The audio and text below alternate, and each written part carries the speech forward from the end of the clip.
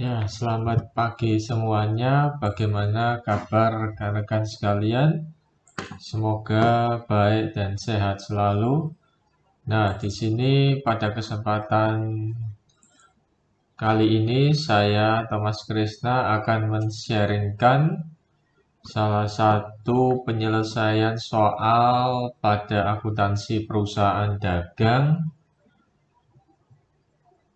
Tuan Hartanto, ya. Nah, data yang didapat di sini adalah data neraca saldo tahun 2015 yang bisa teman-teman sekalian lihat di sebelah kiri, ya. Jadi ini adalah data neraca saldo tahun 2015, ya, tahun 2015.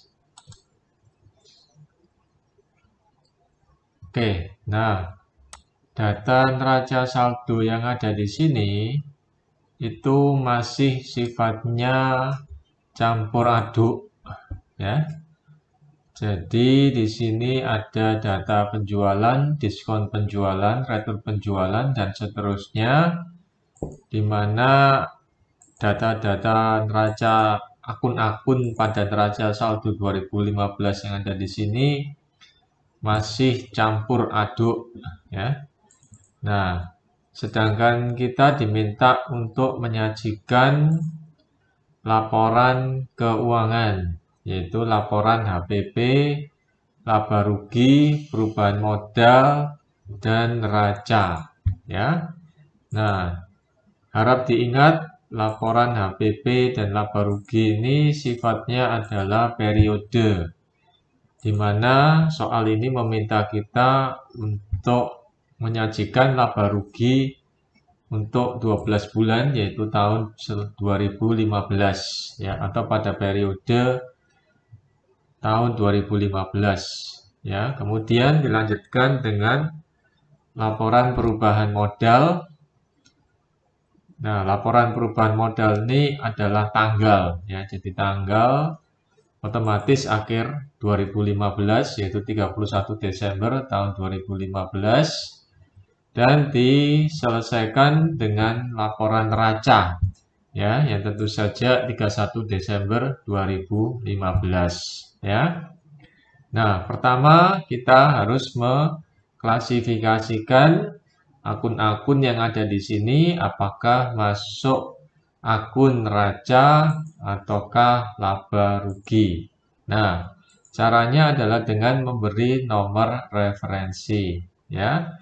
Nah, jadi sebagai contoh untuk penjualan ini dengan akun nomor 4, ya. Nah, kemudian diskon penjualan akun nomor 4, retur penjualan nomor 4, kemudian persediaan awal barang dagangan. Ya, persediaan awal barang dagangan dan juga ada pembelian barang dagangan, ya. Nah, ya. Nah, ini saya masukkan aja dalam laba rugi. Ya, laba rugi berarti saya kasih nomor 4. Seandainya ada perubahan, nanti tidak usah khawatir, kita bisa melakukan perubahan, ya. Kemudian biaya pada angka referensi 5, ya. Dan kemudian kayak pendapatan diterima di muka. Nah, ini adalah masuk neraca, ya, jadi hutang. Ya, ini adalah hutang, ya, dengan nomor referensi 2, ya. Kemudian harta dengan nomor referensi 1, ya. Dan modal dengan nomor referensi 3, ya. Nah, dan saya kasih ini nomor referensinya 3 aja, ya. 2, 1, kemudian persediaan akhir barang dagangan, ya. Nah, ini persediaan akhirnya ada 2, ya. Saya edit dulu, ya. Nah, ini yang satu kita hapus saja. Nah, ini kita naikkan ke atas. Nah, seperti begini supaya lebih ringkas. Ya, perlengkapan ini nomor referensi 1, nomor referensi 1, ini dan ini, ya. Ya, jadi seperti begini. Ya, jadi nomor referensi 1 itu adalah harta, 2 adalah hutang, 3 adalah modal, 4 adalah penjualan, dan 5 adalah biaya. Ya. Nah, setelah kita mengklasifikasikan, maka kita akan menyusun laporan laba rugi. Ya.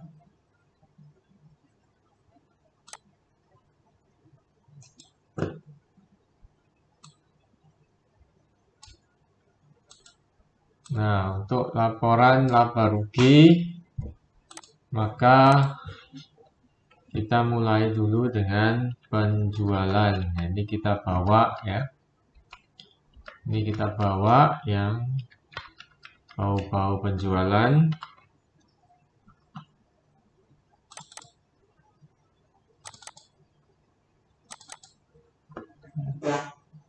Oke. Nah, ini ada penjualan, diskon penjualan, kemudian retur penjualan. Nah, ini ya. Nah, kita tidak memperhatikan dulu penampilannya. Ya, itu bisa kita atur belakangan. Nah, dari penjualan kemudian dikurangi oleh diskon dan retur, maka ketemu yang namanya penjualan bersih, ya. Ya, ketemu yang namanya penjualan bersih. Ya. Oke, kemudian ini kita sum. Nah, sehingga kita menemukan yang namanya adalah penjualan bersih, ya. Seperti itu, ya.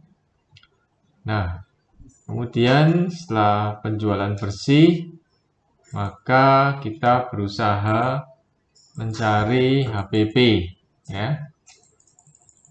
Ya, untuk HPP maka rumusnya adalah persediaan awal ditambah pembelian bersih dikurangi persediaan akhir. Nah, kemudian akun-akun yang terlibat dalam HPP kita pindahkan ke sebelah kanan, ya. Nah, yaitu akun-akun dengan nomor referensi 4, ya. Nah, ini kita pindah sebelah kanan. Ya, jadi persediaan awal, kemudian barang dagangan, kemudian dikurangi persediaan akhir, ya, kemudian ini minus tambah pembelian barang dagangan, ya, dan dikurangi oleh diskon, ya, sehingga ketemu yang namanya HPP di sini, ya. Nah, sebenarnya urutan di sini tidak harus sama dengan penjelasan saya, ya. Jadi bisa jadi teman-teman membuat satu urutan yang lebih standar, ya. Misalnya adalah persediaan barang dagangan ditambah pembelian dikurangi diskon dikurangi persediaan akhir, itu juga bisa, ya. Nah, namun untuk mempersingkat dan mengefisienkan waktu, ya, saya tampilkan perhitungan yang cepat saja, ya, seperti itu. Ya, jadi di sini kembali lagi, jadi persediaan awal, kemudian dikurangi persediaan akhir, pembelian barang dagangan, dan dikurangi oleh diskon.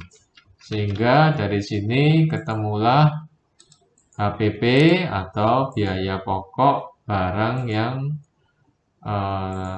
laku terjual, ya. Ya. Ya, yaitu sekitar 2.609.100, ya. Nah, kemudian penjualan bersih dikurangi HPP itu menjadi laba kotor. Ya, jadi penjualan bersih dikurangi HPP maka ketemu laba kotor. Ingat, laba kotor ini bukan nama akun, ya. Nah, ini ya, jadi laba kotornya sekian, 2.144.200 rupiah ya. Nah, setelah itu kita akan kurangkan laba kotor ini dengan serangkaian biaya-biaya yang dimulai dengan angka 5 di sini ya. Nah, ini angka 5-nya saya pindah di sebelah kanan juga ya. Nah, ini ya. Nah, ini angka-angka 5 saya pindah ya. Nah, ini bisa juga saya pakai negatif ya, dibikin negatif ini juga bisa ya. Nah, ya. Jadi seperti begini, kalau mau dibikin negatif ya tinggal diedit aja, kemudian diberi angka negatif untuk semuanya ya, sehingga bisa langsung kita sum ya.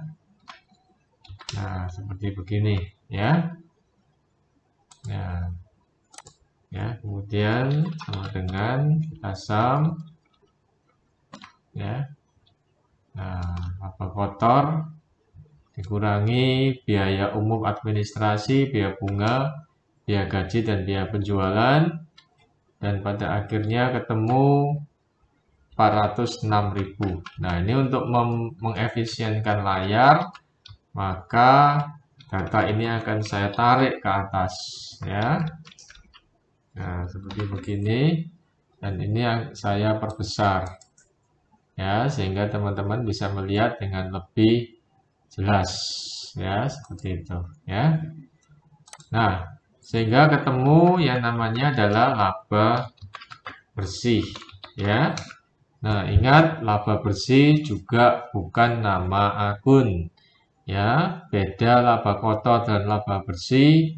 Kalau laba kotor itu baru dikurangkan oleh HPP ya, jadi penjualan bersih dikurangi HPP itu ketemu laba kotor ya. Jadi murni atau langsung dari HPP-nya atau kegiatan utamanya yang dalam hal ini adalah usaha dagang ya.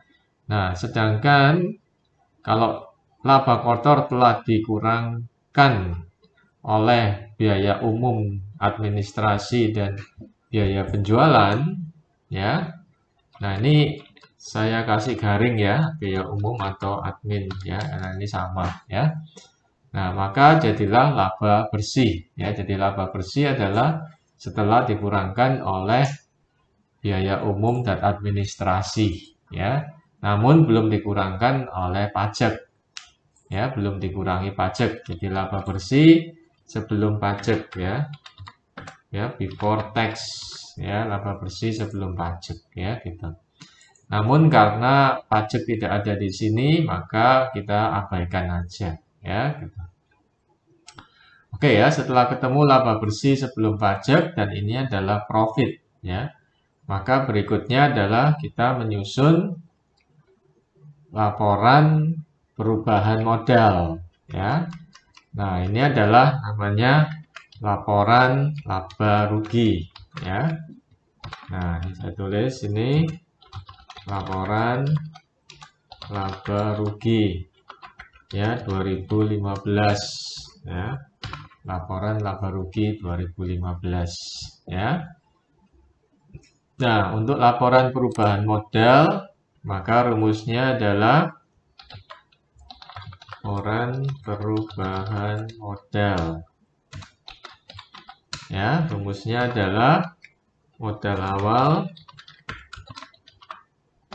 ditambah profit atau loss ya, dalam hal ini adalah laba bersih sebelum pajak itu, kemudian apakah ada prepay ya, dan kemudian adalah menghasilkan modal akhir ya. Jadi seperti itu ya. Jadi sini modal awalnya adalah,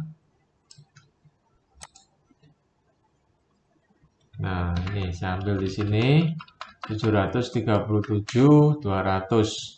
Kemudian karena pendapatan lebih besar, artinya terjadi profit ya, jadi bukan loss. Jadi lossnya saya hilangkan.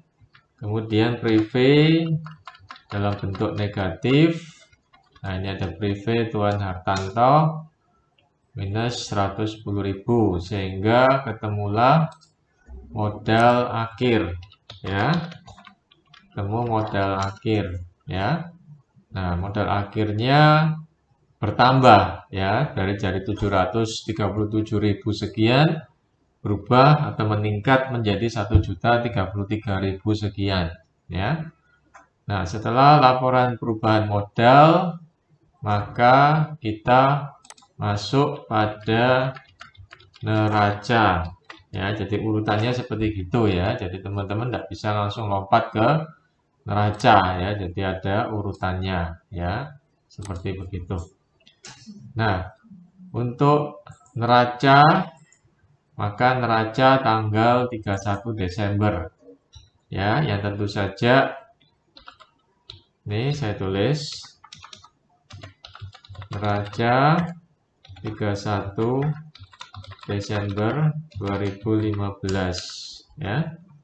Nah, ya tentu saja kita menggunakan, ya, akun-akun yang ada di sini yang udah kita klasifikasikan, kecuali privé tidak kita pakai, ya, karena udah dipakai di laporan perubahan modal itu.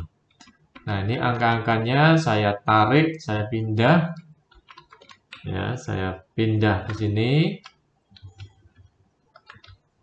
Nah, ini saya pindah ke sini, ya. Kemudian ini juga saya pindah ke sini, ya. Nah, ini, ya, saya pindah ke sini, ya. Nah, ini, ya, di angka nomor 1 juga saya pindah, ya. Nah, jadi yang nomor 2 itu kelompok utang, masukkan pada kelompok utang, ya, dan modal, ya. Nah, ini saya masukkan ke sini, ya. Dan kemudian yang nomor 1, angka referensi 1 itu adalah berkaitan dengan harta, ya. Jadi masukkan ke sini, ya. Masukkan ke sini, ya. Nah, ya, preview-nya enggak kita pakai karena sudah dipakai tadi di situ, ya. Nah, ini, ya. Nah, ini saya pindah sini aja wajah saya. Nah, ini saya naikkan ke atas, ya, naikkan ke atas supaya lebih lapang, ya. Nah, seperti begini, ya. Nah, ya, seperti begini. Nah, kemudian di sini angka 1, ya. Nah, ini saya taruh ke sini. Nah, ya. Ini saya beri kolom kecil supaya enggak mengganggu, ya, supaya ada space, ya. Nah, kemudian kita tarik ke sini. Nah, ini cukup panjang ini, ya. Cukup panjang di sini. Nah, oke. Cukup panjang.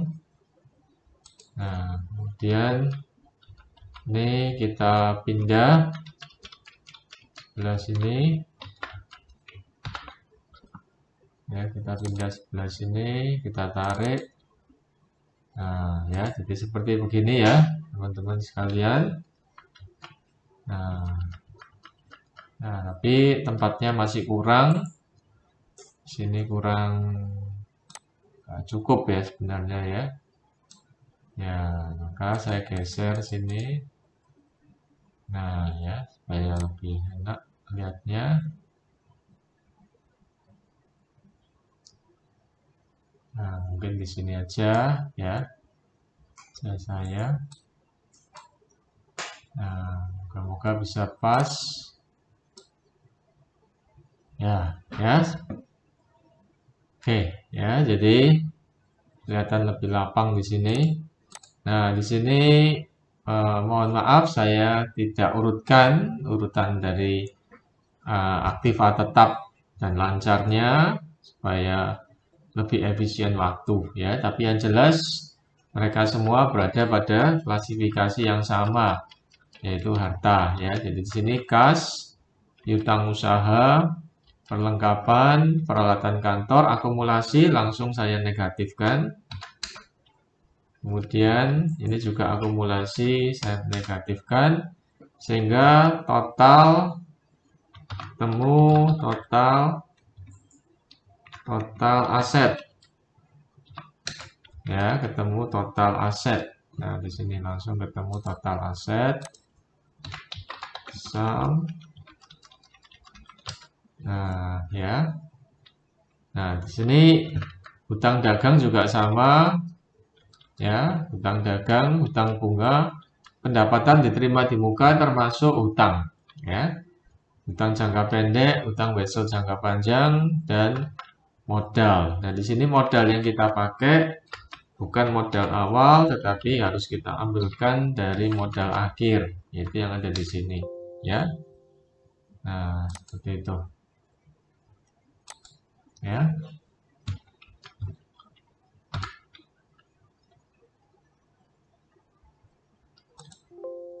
Nah,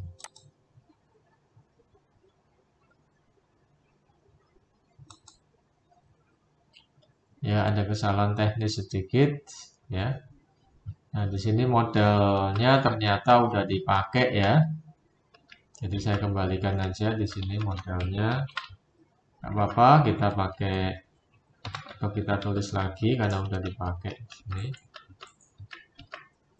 Nah, ini ya, jadi kita tulis modal.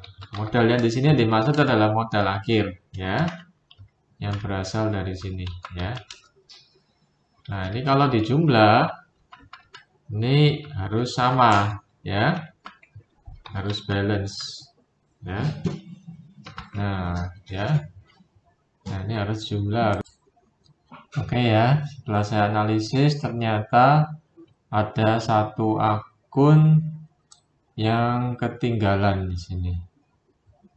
Ya, jadi ada satu akun yang ketinggalan, yaitu akun persediaan barang dagangan. Ya.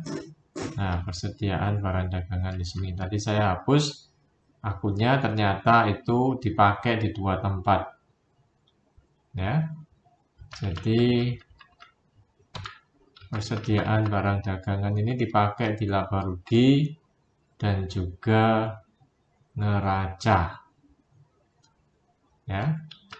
Nah, ini saya sisipkan di sini.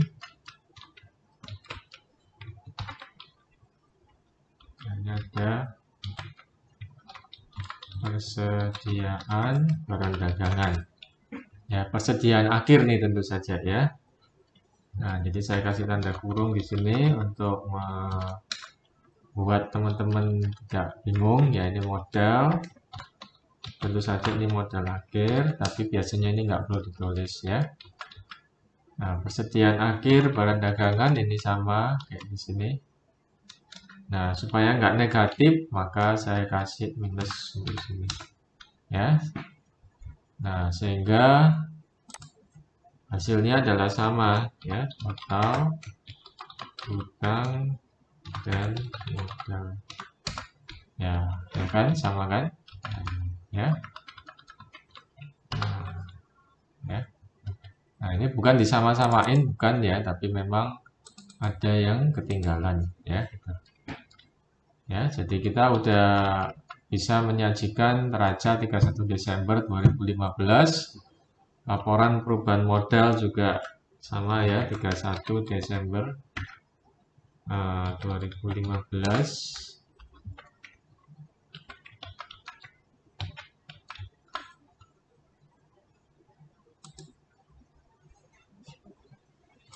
Desember 2015 ya, atau perubahan modal aja. Nah, lap ya. Nah, oke ya, dan juga laporan laba rugi 2015 usaha dagang Tuan Hartanto, ya. Oke, ya. Ya, oke ya. Jadi seperti itu.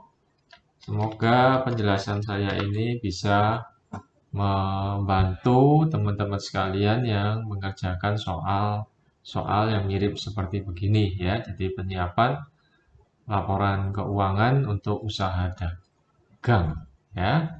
Oke ya, terima kasih.